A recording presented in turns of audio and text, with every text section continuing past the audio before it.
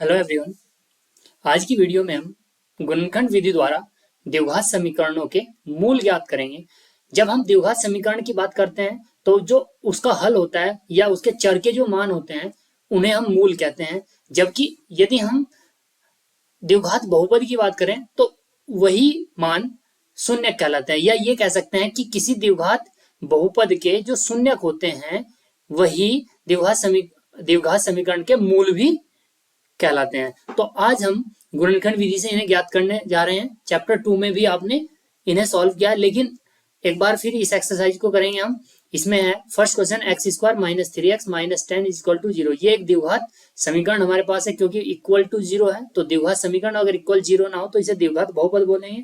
तब हम उन्हें मूल बोलेंगे एक्स के मानों को, और सॉरी, अगर ये बहुपद है तो हम शून्यक बोलेंगे, और अगर ये समीकरण है यानी कि इक्वल टू 0 लिखा हुआ है इस द्विघात बहुपद के सामने इक्वल टू 0, तो हम इसे मूल बोलेंगे। तो फिलहाल x square minus 3x minus 10 इन्हें हम गुणनखंड विधि से हल करने जा रहे हैं। तो आइए शुरू करते हैं हल करना। ये क्वेश्चन हमारे पास है x square minus 3x minus 10 is equal to 0। इसके लिए हमें करना क्या है, सबसे पहले आप एक्स स्क्वायर के टर्म में, अगर आप यहां देखें एक्स स्क्वायर के साथ जो कोफिशिएंट है या गुणांक है वो 1 है। इस गुणांक 1 का हम मल्टीप्लाई कर लें कांस्टेंट टर्म से यानी कि 10 से, तो ये आ जाएगा 10। अब हमें इस 10 के मल्टीप्लाई करने हैं। सबसे पहले आप काम ये करें कि यहां जो भी कोफिशिएंट होगा उसका मल्टीप्लाई 10 से करें, उसके बाद सॉरी कांस्टेंट से करें, और जो भी आए उसके फिर फैक्टर इस प्रकार के फैक्टर करें। आप यहां देख पा रहे हैं 10 के सामने क्या है, माइनस। कांस्टेंट टर्म कैसा है, माइनस का है। तो 10 के ऐसे फैक्टर होने चाहिए जो माइनस होने के बाद 3 हो। तो वैसे 10 के फैक्टर यहां हम कर सकते हैं। 10 के जो फैक्टर हैं वो हम कर सकते हैं 10 इंटू 1 भी कर सकते हैं, 10 सॉरी 5 इंटू 2 भी कर सकते हैं, लेकिन ये वाले नहीं ले सकते क्योंकि 10 माइनस 1 जो होगा वो 3 नहीं होगा, जबकि 5 माइनस 2, 5 माइनस 2 क्या होगा आपका 3 होगा। तो इसलिए 10 के जो फैक्टर लिए जाएंगे वो 5 इंटू 2 लिए जाएंगे, और चूंकि जो 5 माइनस 2 होगा वो कितना आएगा 3। मैं एक बार फिर समझा देता हूं कि हमें 10 के जो फैक्टर करने हैं, 10 के जो फैक्टर हैं वो 10 इंटू 1 भी है, 5 इंटू 2 भी है, लेकिन ये वाले फैक्टर हम नहीं ले सकते क्योंकि इन दोनों ऐसे फैक्टर लेना है जो माइनस करने के बाद, क्योंकि यहाँ साइन कैसा है माइनस का, तो माइनस करने के बाद ये वाला कोफिशिएंट आए यानी कि एक्स का कोफिशिएंट आ जाए। तो इसलिए यहाँ पर हमने 5 इंटू 2 लिए हैं। उम्मीद करता हूँ ये बात आपको समझ आई होगी। तो अभी हम एक्स स्क्वायर माइनस इस 3 के स्थान पर 5 माइनस 2 लिख सकते हैं। 5 minus 2 x minus 10 is equal to 0। यहां से एक्स स्क्वायर माइनस मल्टीप्लाई करेंगे एक्स की 5 से तो 5x, चूंकि यहां माइनस है तो ये 2 जो होगा माइनस माइनस प्लस 2x, और माइनस 10 इज इक्वल टू 0। अभी आपको पहले दो टर्म से, दो पदों से आपको x कॉमन लेना है, तो यहां से x कॉमन लेंगे तो यहां बचेगा x माइनस 5 प्लस, अभी यहां से कुछ कॉमन आ रहा होगा इन दोनों पदों से, तो यहां से जो कॉमन आ रहा है वो आ रहा है 2, तो यहां बचेगा आपका x, और 10 में से, क्योंकि 10 को तो आप 5 इंटू 2 लिख सकते हो, 5 2 कॉमन है तो बचा कितना 5, x माइनस 5। ध्यान रहे ये वाला फैक्टर और ये वाला फैक्टर सेम आएगा, तो x माइनस 5 यहाँ ये दो पद हैं, इन दो पदों से x माइनस 5 कॉमन है तो x माइनस 5 हम कॉमन ले लेते हैं, और यहां बचेगा हमारा ये x और प्लस 2 इज इक्वल टू 0। ये इसके गुणनखंड की है, और इन गुणनखंडों को हम अलग अलग जीरो के बराबर रख देते हैं। x माइनस 5 बराबर 0 और x प्लस 2 बराबर 0। ये आएगा x इजिकल टू 5 और ये आ जाएगा x इजिकल टू माइनस 2। तो इस प्रकार एक मूल x बराबर 5 है और दूसरा मूल x बराबर माइनस 2 है, क्योंकि द्विघात समीकरण के दो ही मूल होते हैं। चलते हैं नेक्स्ट क्वेश्चन की ओर। 2x square plus x minus 6 is equal to 0। इसे ध्यान से समझें, जो बात मैंने लास्ट क्वेश्चन में बताई थी। सबसे पहले ये कोफिशिएंट ले लें एक्स स्क्वायर का 2, और इसका मल्टीप्लाई कांस्टेंट टर्म से करें 6, 2 इंटू 6 यानी कि 12 होगा। अब 12 के ऐसे फैक्टर करने हैं आपको कि माइनस करने के बाद 1 आए, क्योंकि यहां पर कोफिशिएंट कितना है 1 है x के साथ, तो इसलिए माइनस करने के बाद, क्योंकि यहाँ साइन माइनस है तो इसलिए माइनस करने के बाद ही कितना आना चाहिए 1 आना चाहिए। अभी आप देखो जो 12 के फैक्टर है, 12 के फैक्टर हो सकते हैं, मैं जो ले सकता हूँ 12 के फैक्टर 1 इंटू 12 भी हो सकता है, 2 इंटू 6, 3 इंटू 4, ये फैक्टर हो सकते हैं। अब इनमें से लेना कौन सा है जो माइनस करने के बाद 1 आए, तो आप देख पा रहे होंगे 3 इंटू 4 में इन दोनों में माइनस अगर हम करेंगे आपस में इन्हें, यानी कि इनका अंतर देखेंगे वो 1 होगा, तो इसलिए इसके 12 के फैक्टर हमने क्या किए 4 इंटू 3, और 4 माइनस 3 कितना आ जाएगा 1। तो इसका मतलब ये जो यहाँ कोफिशिएंट है उसकी जगह आप 4 माइनस 3 लिख सकते हैं, 2x² plus 4 minus 3x minus 6 is equal to 0। 2x², x का मल्टीप्लाई करेंगे plus 4x minus 3x minus 6 बराबर 0। यहाँ पे आप देख पा रहे हैं दोनों पदों से, दोनों टर्म से 2 कॉमन है और एक x कॉमन है, तो 2x यहाँ बचेगा आपका x, और यहाँ से जब 2 कॉमन आएगा तो 2 बचेगा क्योंकि 4 है, 2 माइनस, अब यहाँ 3 कॉमन ले लें अगर, क्योंकि हमने यहाँ 3 कॉमन लेकर माइनस 3 कॉमन लिया है, तो यहाँ बचेगा प्लस का x, और यहाँ प्लस का 3 2 या 6 यानी कि 2 इक्वल टू 0। तो x प्लस 2 कॉमन अगेन, अब बचेगा आपका 2x minus 3 is equal to 0। अभी इसके मूल ज्ञात करने हैं तो दोनों को अलग अलग 0 रखें आप, x plus 2 is equal to 0 और 2x minus 3 is equal to 0। तो x इज इक्वल टू आ जाएगा -2 और x इज इक्वल टू होगा 2x इज इक्वल टू 3 और x इज इक्वल टू 3/2। तो इस प्रकार ये दो मूल आप ज्ञात कर सकते हैं। नेक्स्ट क्वेश्चन है √2x² प्लस 7x प्लस 5√2। तो सबसे पहले आप √2 का मल्टीप्लाई 5√2 से करेंगे तो √2 2 और 5 2 जा 10 यानी कि 10। अब इस 10 के ऐसे फैक्टर आपको करने हैं जो यहाँ पर प्लस साइन है, तो प्लस करने के बाद 7 आए, तो ये हो जाएंगे 5 इंटू 2 और ऐड करेंगे इसे 5 प्लस 2 इज इक्वल टू 7। तो इसलिए इस 7 की जगह आप 5 प्लस 2 लिखेंगे, √2x² plus 5 plus 2x plus 5√2 is equal to 0। यहाँ से √2x² plus 5x plus 2x plus 5√2 is equal to 0। अभी आप ये बात तो आराम से समझ सकते हैं कि जो कॉमन लेते हैं, जैसे √2 इंटू √2 कितना होता है 2, तो इसका मतलब अगर 2 से कॉमन लिया जाए, इस 2 से अगर मैं √2 को कॉमन ले लूं तो इस 2 की जगह पर क्या बचेगा √2, क्योंकि 2 का मतलब क्या है √2 इंटू √2, तो इस चीज का इसमें हम यूज करेंगे।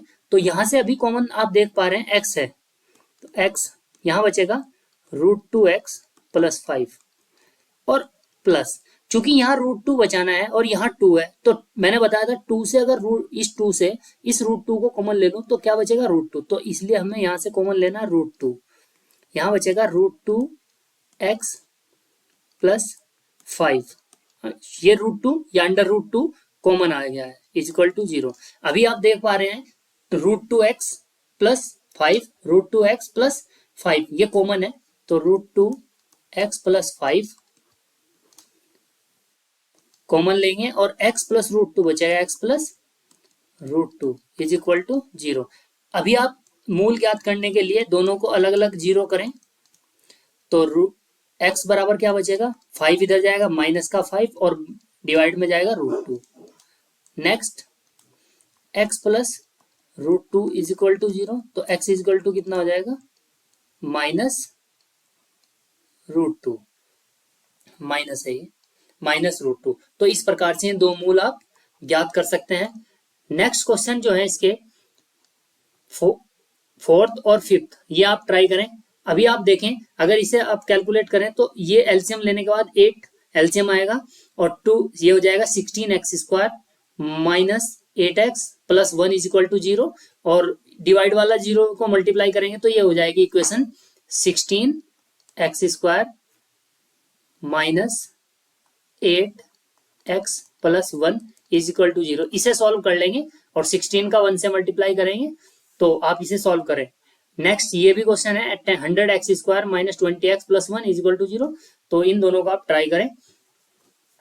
नेक्स्ट क्वेश्चन की ओर चलते हैं। अब हमें इसमें व्यवहारिक कुछ क्वेश्चन दिए हुए हैं जिन्हें हमें समीकरण बनानी है और फिर उन्हें हल भी करना है। तो हमें दिया है क्वेश्चन, ऐसी दो संख्याएं ज्ञात कीजिए जिनका योग 27 हो और गुणनफल 182 हो। ऐसी दो संख्याएं ज्ञात करनी है। चाहे तो आप दो संख्याएं x और y भी मान सकते हैं, लेकिन जिनका योग कितना है 27। अगर मैं आपसे कहूं कि दो संख्याओं का योग 5 है, उनमें से एक 2 है, तो दूसरी कितनी होगी? आप आसानी से बता दोगे कि 3 होगी। तो इसी प्रकार यदि एक संख्या में x मान लेता हूं तो दूसरी जो संख्या होगी वो 27 माइनस x होगी। तो आप पहली संख्या x और दूसरी संख्या 27 माइनस x, क्योंकि जिनका योग दिया हुआ है 27। तो इन्हें से सॉल्व करते हैं हम।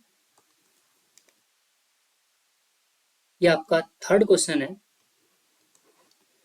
माना एक संख्या x है, दोनों संख्याओं का योग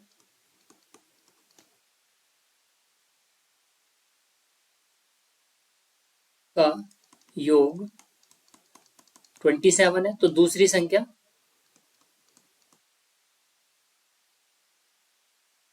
संख्या जो होगी वो होगी 27 माइनस x। और क्वेश्चन में चूंकि दिया हुआ है और गुणनफल 182 है, यानी कि दोनों संख्याओं का गुणनफल 182 है, तो दोनों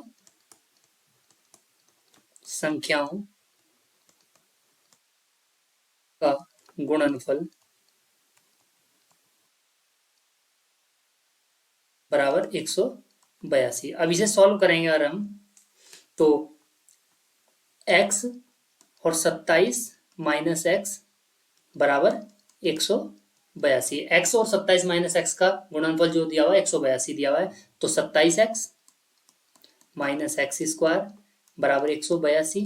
आप चाहो तो एक्स स्क्वायर को उधर ले जाएं, जब एक्स स्क्वायर उधर जाएगा तो पहले एक्स स्क्वायर लिख लें और प्लस का हो जाएगा 27x उधर जाएगा माइनस के 27x और प्लस 182 बराबर 0 इधर आना चाहिए था, इधर लगा सकते हैं। तो x square minus 27x plus 182 यानी कि 182 बराबर 0। अब 182 के आपको फैक्टर करने हैं, क्योंकि यहाँ तो 1 है, इसकी मल्टीप्लाई करेंगे भाई, 1 की मल्टीप्लाई 182 से करेंगे तो 182 होगा। अब 182 के ऐसे फैक्टर जो करने हैं कि वो माइनस प्लस करने के बाद 27 आ जाए, तो आप इसके फैक्टर करके ऐसे देख सकते हैं। अगर ऐसे ना समझ में आए, मैं आपको बता देता हूँ।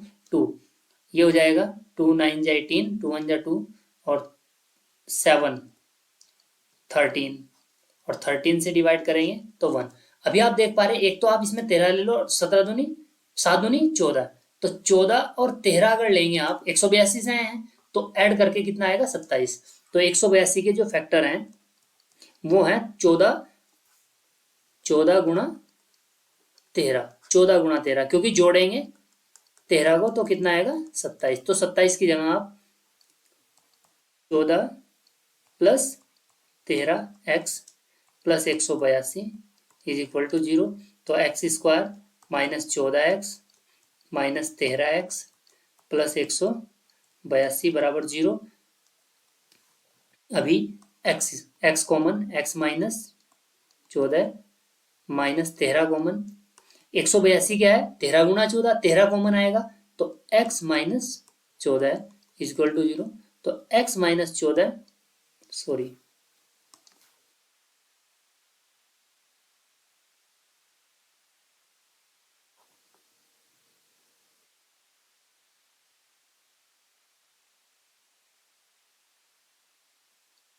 x माइनस 14 और x minus 13 is equal to 0। x minus 14 is equal to 0 और x minus 13 is equal to 0। यहाँ से x इज इक्वल टू आ जाएगा 14 और x इज इक्वल टू आ जाएगा 13। अब ये दो वैल्यू आए हैं। अब दोनों ही मान एक संख्या जब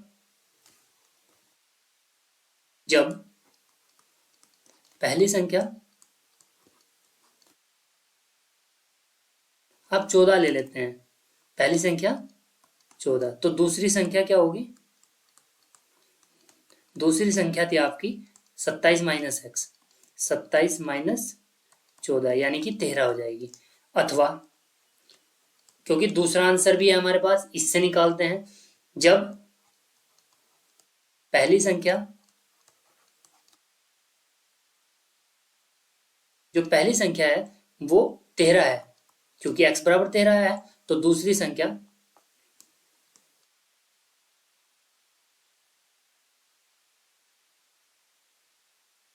तो दूसरी संख्या 27 माइनस 13 अर्थात 14। या तो आपका आंसर होगा 14 और 13, या फिर होगा 13 और 14। तो ऐसी ये दो संख्याएं जिनका योग 27 है और गुणनफल 182 है।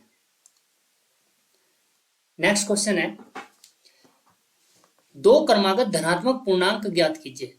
क्रमागत धनात्मक पूर्णांक, क्रमागत है, धनात्मक है, प्लस पूर्णांक है साथ में। ज्ञात कीजिए कि उनके वर्गों का योग 365 है। तो हम मान लेते हैं, क्वेश्चन नंबर 4 है, माना तो क्रमागत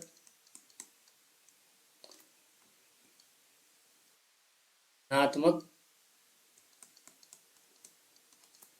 पूर्णांक x व x प्लस 1 है। चूंकि क्रमागत का मतलब है, जैसे अगर कोई पूर्णांक आपके पास 3 है तो अगला पूर्णांक एकदम 4 होगा, अगर 10 है तो 11 होगा, तो इसलिए x है तो x प्लस 1 होगा। प्रश्नानुसार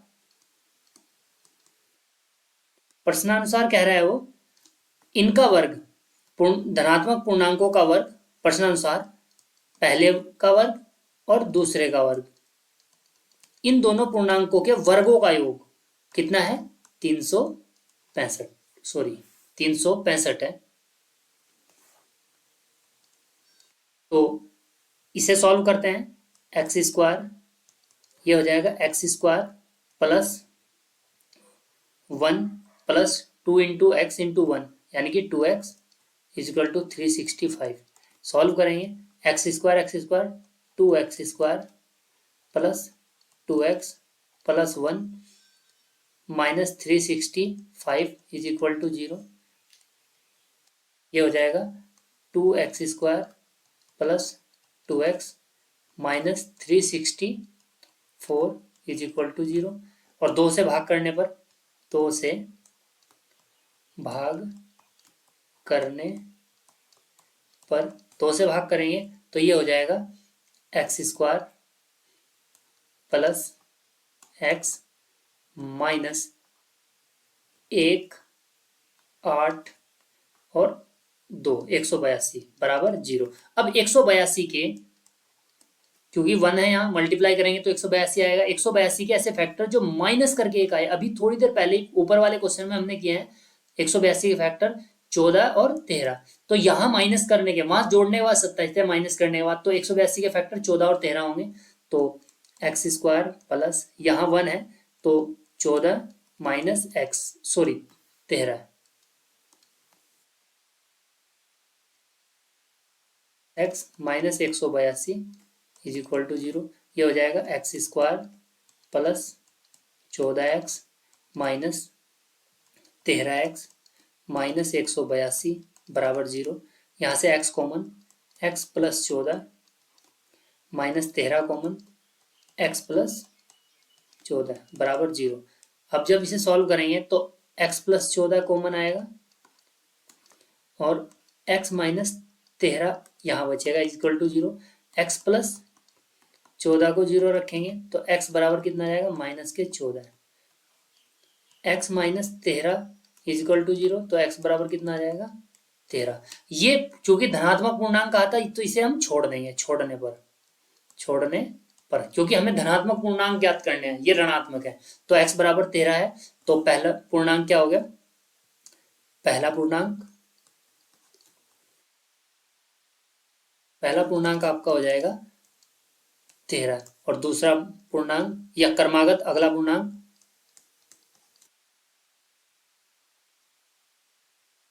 ये हो जाएगा 13 प्लस 1 अर्थात 14। तो आपके जो दो क्रमागत धनात्मक पूर्णांक है 13 और 14 है, जिनके वर्गों का योग 365 है। नेक्स्ट क्वेश्चन है, एक समकोण त्रिभुज की ऊंचाई उसके आधार से 7 सेंटीमीटर कम है। यदि कर्ण 13 सेंटीमीटर का हो तो अन्य दो भुजाएं ज्ञात कीजिए। ऊंचाई आधार से 7 सेंटीमीटर कम है। यदि हम एक त्रिभुज बना लें, क्वेश्चन नंबर 5 है, एक त्रिभुज है ये हमारे पास,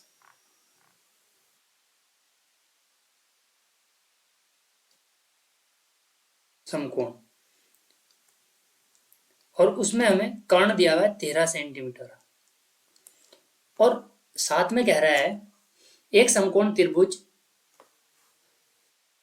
की ऊंचाई इसके आधार से 7 सेंटीमीटर कम है। ऊंचाई जो है आधार से 7 सेंटीमीटर कम है, यानी कि अगर मैं सिंपल बात करूं, अगर ऊंचाई 10 है तो आधार, सॉरी, ऊंचाई आधार से 7 सेंटीमीटर कम, तो अगर आधार 10 है तो ऊंचाई कितनी है, 10 माइनस 7 यानी कि 3 है। तो ऊंचाई जो होगी 10 माइनस 7 होगी। तो इसी प्रकार हमें आधार पता होना चाहिए, तो हम आधार मान लेते हैं। माना इसका जो आधार है वो x सेंटीमीटर है, तो लिख लेते हैं, माना समकोण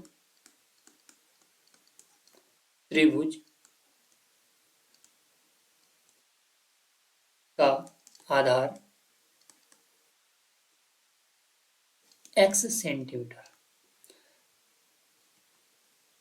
ऊंचाई आधार से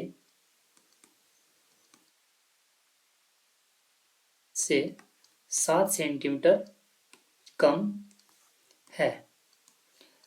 ऊंचाई 7 सेंटीमीटर कम है तो ऊंचाई कितनी होगी,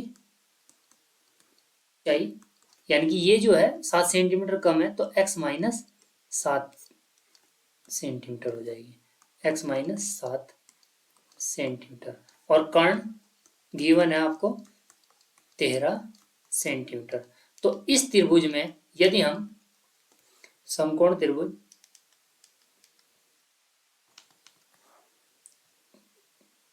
त्रिभुज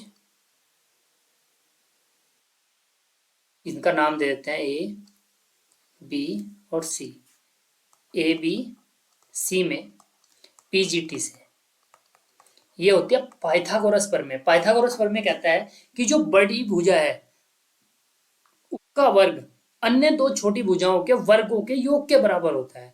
तो इसमें हम लगाएंगे, ये हो जाएगी, तो छोटी भुजाओं का वर्ग लिख लो पहले, दो छोटी भुजाओं का वर्ग, इन दो छोटी भुजाओं का वर्ग कर्ण के वर्ग के, दो छोटी भुजाओं के वर्गों का योग कर्ण के वर्ग के बराबर होता है। कर्ण है हमारा 13, इसके वर्ग के बराबर है। अब इसे सॉल्व करना है हमें, तो ये हो जाएगा एक्स स्क्वायर प्लस, इसका स्क्वायर खोलेंगे तो एक्स स्क्वायर, 7 का वर्ग करेंगे 49, और 7 दूनी 14x बराबर 169। तो ये हो जाएगा x x 2x square minus 14x पहले लिख लो, प्लस 49 माइनस 169 को इधर ले आओ, इज इक्वल टू 0 हुआ। तो ये हो जाएगा 2x स्क्वायर माइनस 14x, और माइनस ये हो जाएगा 0 2 1 120 इज इक्वल टू 0। अब 120 की, ये देखो 2 है, ये 14 है यानी कि 14 है, और ये 120 है, तो 2 से भाग आ सकता है। तो 2 से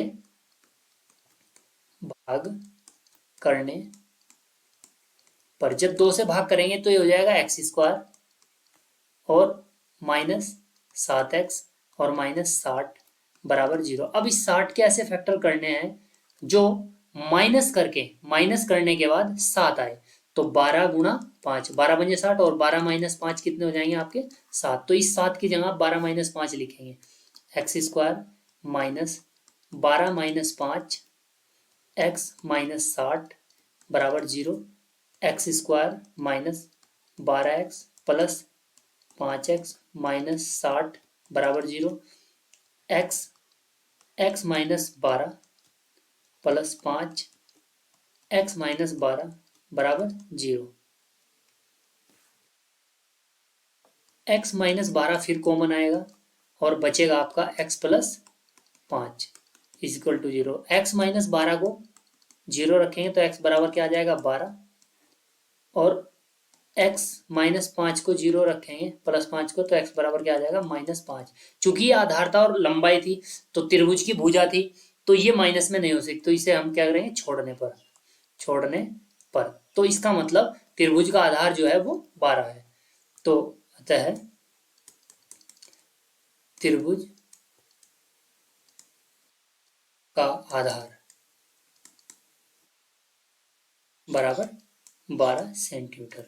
ऊंचाई, जो ऊंचाई थी वो थी आपकी x -7, तो 12 - 7 अर्थात 5 सेंटीमीटर। तो इस प्रकार आधार आपका 12 और ऊंचाई 5 सेंटीमीटर है। नेक्स्ट क्वेश्चन है, एक कुटीर उद्योग में, मतलब कोई उद्योग है, कुटीर उद्योग एक दिन में कुछ बर्तनों का निर्माण करता है, कुछ बर्तनों का। तो मान लेते हैं कुछ बर्तन बन रहे हैं, तो वो बर्तन जो हैं उनकी संख्या कितनी है, x मान लेते हैं। एक विशेष दिन यह देखा गया कि प्रत्येक नग की निर्माण लागत, जो लागत है, लागत उस दिन के निर्माण किए गए बर्तनों की संख्या के 2 गुने, यानी कि इसके 2 गुने से, लागत जो है 2x के 2 गुने से 3 अधिक थी, यानी कि 3 थी। मतलब इतने बर्तन बना रहे हैं एक दिन में, और जो एक नग की लागत है, यानी कि एक बर्तन की लागत है, वो इसके बर्तन की संख्या के 2 गुने से 3 अधिक थी, 2x + 3 थी। यानी कि बर्तनों की संख्या अगर x मानता है तो लागत जो है, एक नग की लागत जो है 2x + 3 है। तो लिख देते हैं, और उस दिन की कुल निर्माण लागत 90 रुपए थी। उस दिन के जितने भी बर्तन बने उनकी कुल निर्माण लागत जो बनी वो 90 रुपए थी। तो निर्मित बर्तनों की संख्या और प्रत्येक नग की लागत ज्ञात कीजिए। तो मान लेते हैं क्वेश्चन नंबर 6 है, माना एक दिन में बने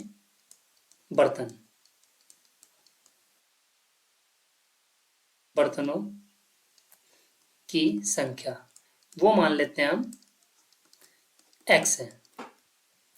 एक नग की लागत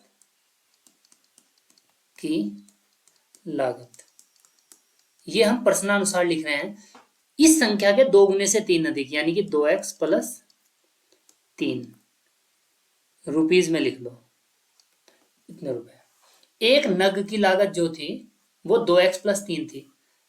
अब फिर क्वेश्चन में गिवन है उस दिन की कुल निर्माण लागत,